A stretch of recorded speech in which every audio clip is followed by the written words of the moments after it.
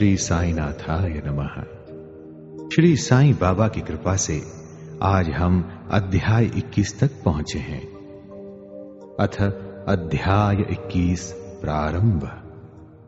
पाटन कर ठाकुर वकील, सबकी अलग कथाएं, सब साईं की शरण गहे, साईं के दर पे आए। इस अध्याय में हेमाड़पंत ने श्री विनायक हरिश्चंद्र ठाकुर बीए, श्री अनंतराव पाटणकर पुणे निवासी तथा पंढरपुर के एक वकील की कथाओं का वर्णन किया है। ये सब कथाएं अति मनोरंजक हैं। यदि इनका सारांश मनन पूर्वक ग्रहण कर उन्हें आचरण में लाया जाए तो आध्यात्मिक पथ पर पाठकगण अवश्य अग्रसर होंगे। प्रारंभ। यह एक साधारण सा नियम है कि गत जन्मों के शुभ कर्मों के फल स्वरूप ही हमें संतों का सानिध्य और उनकी कृपा प्राप्त होती है। उदाहरणार्थ हेमाड़पंत स्वयं अपनी घटना प्रस्तुत करते हैं। वे अनेक वर्षों तक मुंबई के उपनगर बांद्रा के स्थानीय न्यायाधीश रहे। पीर मौलाना नामक एक मुस्लिम संत भी वहीं निवास करते थे। उनके दर्शनार्थ अनेक हिंदू, पारसी और अन्य धर्मावलंबी वहां जाया करते थे। उनके मुजावर यानी पुजारी ने हेमाड़पंत से उनका दर्शन करने के लिए बहुत आग्रह किया, परंतु किसी न किसी कारणवश उनकी भेंट उनसे न हो सकी। अनेक वर्षों के उपरांत जब उनका शुभ काल आया तब वे शिरडी पहुंचे और बाबा के दरबार में जाकर स्थायी रूप से सम्मिलित हो गए। भाग्यहीनों को संत समागम की प्राप्ति कैसे हो सकती है? केवल वे ही सौभाग्यशाली हैं जिन्हें ऐसा अवसर प्राप्त हो। आइए अब सुनते हैं संतों द्वारा लोक शिक्षा की कथा। संतों द्वारा लोक शिक्षा का कार्य चिरकाल से ही इस विश्व में संपादित होता आया है। अनेकों संत भिन्न भिन्न स्थानों पर किसी निश्चित उद्देश्य की पूर्ति के लिए स्वयं प्रकट होते हैं। यद्यपि उनका कार्यस्थल भिन्न होता है, परंतु वे सब पूर्णतः एक ही हैं। वे सब उस सर्वशक्तिमान परमेश्वर की संचालन शक्ति के अंतर्गत एक ही लहर में कार्य करते हैं। उन्हें प्रत्येक कार्य का परस्पर ज्ञान रहता है और आवश्यकता अनुसार वे परस्पर पूर्ति भी करते हैं, जो निम्नलिखित घटना द्वारा स्पष्ट है। आइए पहली घटना श्री ठाकुर जी की सुनते हैं। Shri V.H. Thakur BA revenue विभाग में एक कर्मचारी थे। वे एक समय भूमि मापक दल के साथ कार्य करते हुए बेलगांव के समीप वड़गांव नामक ग्राम में पहुंचे। वहां उन्होंने एक कानड़ी संत पुरुष अप्पा के दर्शन कर उनकी चरण वंदना की। वे अपने भक्तों को निश्चल दास कृत विचार सागर नामक ग्रंथ, जो वेदांत के विषय में है, का भावार्थ समझा रहे थे। जब श्री ठाकुर उनसे विदाई लेने गए तो उन्होंने कहा कि तुम्हें इस ग्रंथ का अध्ययन अवश्य करना चाहिए और ऐसा करने से तुम्हारी इच्छाएं पूर्ण हो जाएंगी, तथा जब कालांतर में तुम उत्तर दिशा में जाओगे तो सौभाग्यवश तुम्हारी एक महान संत से भेंट होगी, जो मार्ग प्रदर्शन कर तुम्हारे हृदय को शांति और सुख प्रदान करेंगे। बाद में उनका स्थानांतरण जुन्नर को हो गया, जहां की नाणे घाट पार करके जाना पड़ता है।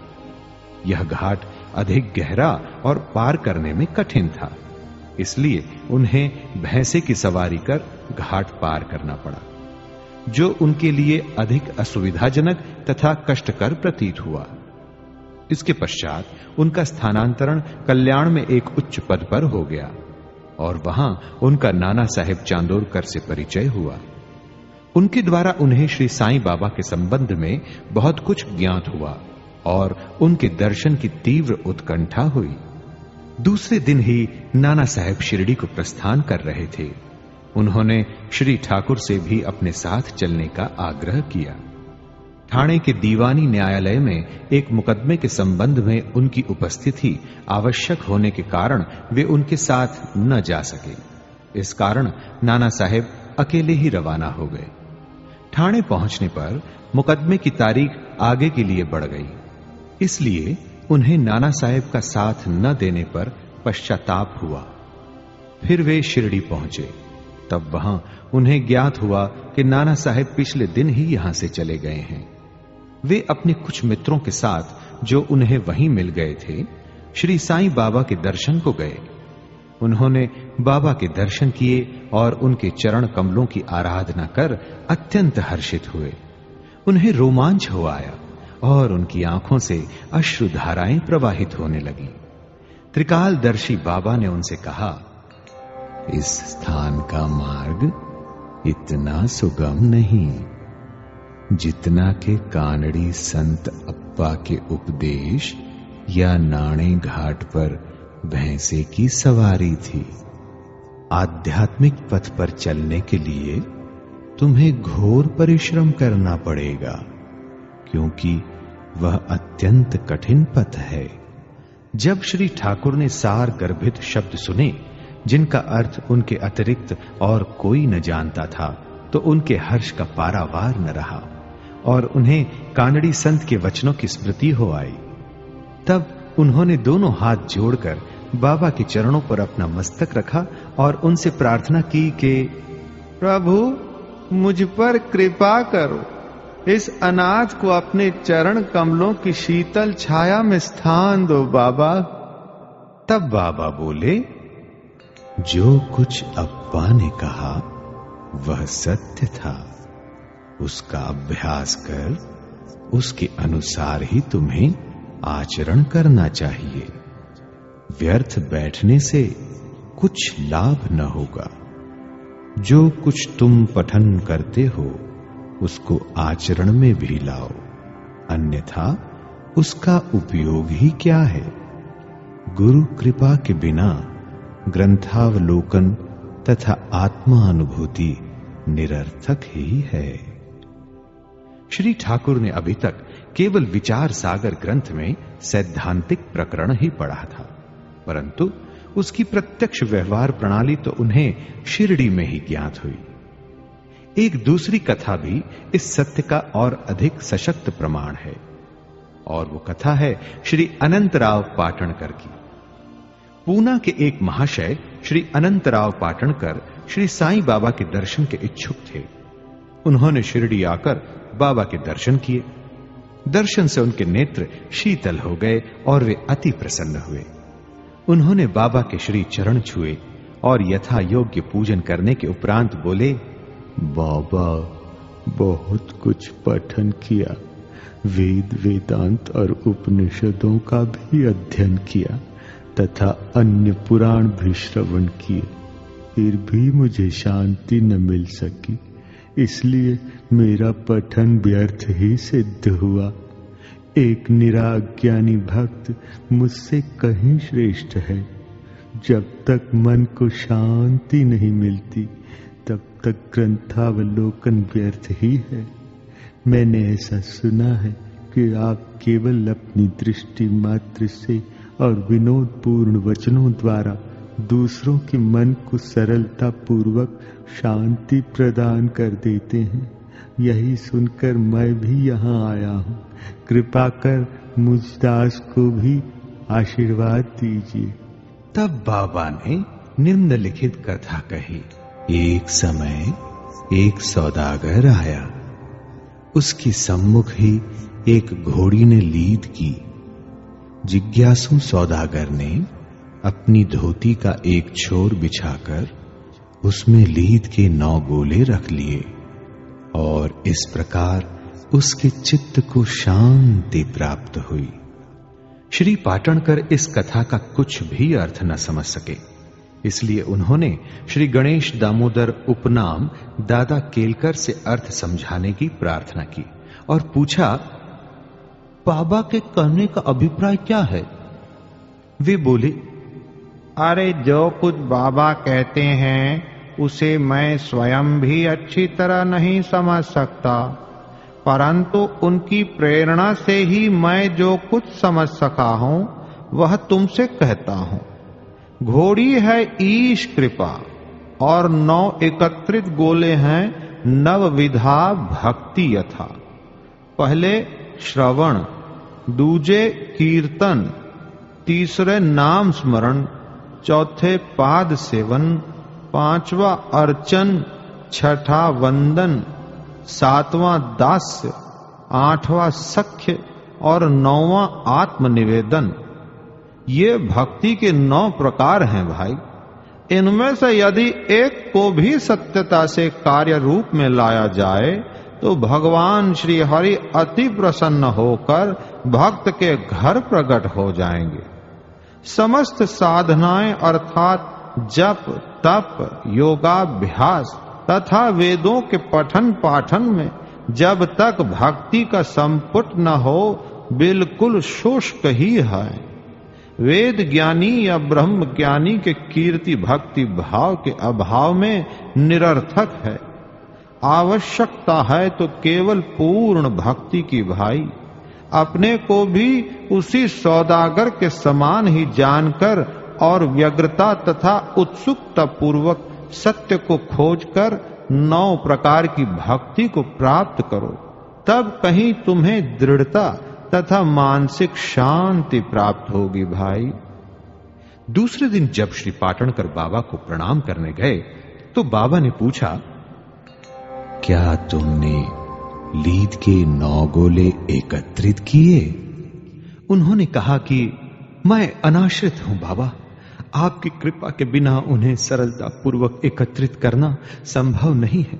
बाबा ने उन्हें आशीर्वाद देकर सांत्वना दी कि तुम्हें सुख और शांति प्राप्त हो जाएगी। जिसे सुनकर श्री पाटणकर के हर्ष का पारावार न रहा। आइए अब एक कथा सुनते हैं पंढरपुर के वकील की। भक्तों के दोष दूर कर उन्हें उचित पथ पर ला देने की बाबा की त्रिकालज्ञता की एक छोटी सी कथा का वर्णन कर इस अध्याय को समाप्त करेंगे। एक समय पंढरपुर से एक वकील शिरडी आए। उन्होंने बाबा के दर्शन कर उन्हें प्रणाम किया तथा कुछ दक्षिणा भेंट देकर एक कोने में बैठ वार्तालाप सुनने लगे। बाबा उनकी ओर देखकर कहने लगे कि लोग कितने धूर्त हैं जो यहां आकर चरणों पर गिरते और दक्षिणा देते हैं, परंतु पीठ पीछे गालियां देते रहते हैं। कितने आश्चर्य की बात है ना। यह पगड़ी वकील के सिर पर ठीक बैठी और उन्हें उसे पहननी पड़ी। कोई भी इन शब्दों का अर्थ न समझ सका, परंतु वकील साहब इसका गूढ़ार्थ समझ गए। फिर भी वे सिर झुकाकर बैठे ही रहे। वाड़े लौटकर वकील साहब ने काका साहेब दीक्षित को बतलाया कि बाबा ने जो कुछ उदाहरण दिया और वह मेरी ही ओर लक्ष्य कर कहा गया था, वह सत्य है। वह केवल चेतावनी ही थी कि मुझे किसी की निंदा नहीं करनी चाहिए। एक समय जब उप न्यायाधीश श्री नूलकर स्वास्थ्य लाभ करने के लिए पंढरपुर से शिरडी आकर ठहरे तो बार रूम में उनके संबंध में चर्चा हो रही थी। विवाद का विषय था कि जिस व्याधि से उप न्यायाधीश अस्वस्थ हैं, क्या बिना औषधि सेवन किए केवल साईं बाबा की शरण में जाने से ही उससे छुटकारा पाना संभव है? और क्या श्री नूलकर सदृश एक शिक्षित व्यक्ति को इस मार्ग का अवलंबन करना उचित है?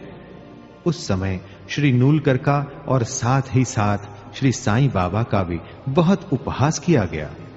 मैंने भी इस आलोचना में हाथ बटाया था। श्री साईं बाबा ने मेरे उसी दूषित आचरण पर प्रकाश डाला है। यह मेरे लिए उपहास नहीं वरन एक उपकार है, जो केवल उपदेश है कि मुझे किसी की निंदा नहीं करनी चाहिए और ना ही दूसरों के कार्य में विघ्न डालना चाहिए। शिरडी और पंढरपुर में लगभग 300 मील का अंतर है। फिर भी बाबा ने अपनी सर्वज्ञता द्वारा जान लिया कि बार रूम में क्या चल रहा था। मार्ग में आने वाली नदियां, जंगल और पहाड़ उनकी सर्वज्ञता के लिए रोड़ा न थे। वे सबके हृदय की गुह्य बात जान लेते थे और उनसे कुछ छिपा न था। समीपस्थ या दूरस्थ प्रत्येक वस्तु उनके लिए दिन के प्रकाश के समान जाज्वल्यमान थी तथा उनकी सर्वव्यापक दृष्टि से ओझल न थी। इस घटना से वकील साहब को शिक्षा मिली कि कभी किसी का छिद्रान्वेषण एवं निंदा नहीं करनी चाहिए। यह कथा केवल वकील साहब के लिए ही नहीं वरन सबके लिए शिक्षाप्रद है। श्री साईं बाबा की महानता कोई न आंक सका और न ही उनकी अद्भुत लीलाओं का अंत ही पा सका। उनकी जीवनी भी तद अनुरूप ही है, क्योंकि वे पर ब्रह्म स्वरूप हैं। श्री सद्गुरु साईं नाथार्पणमस्तु। शुभम भवतु। चाहे कितना छिपाइए अपने मन की बात, साईं से कुछ ना छिपे, साईं को सब ज्ञात। अध्याय 21 समाप्तम।